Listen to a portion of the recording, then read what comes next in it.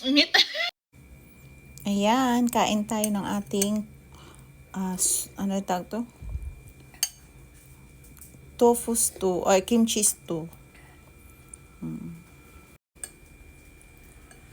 Yummy. Kain tayo. Sige.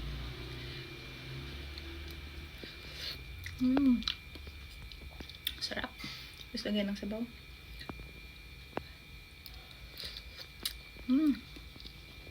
Namiss ko na talagang pumunta ng Korea.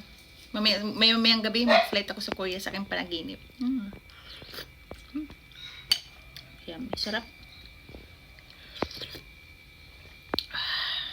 Very refreshing. Ala Koreana. May tunog pa rin.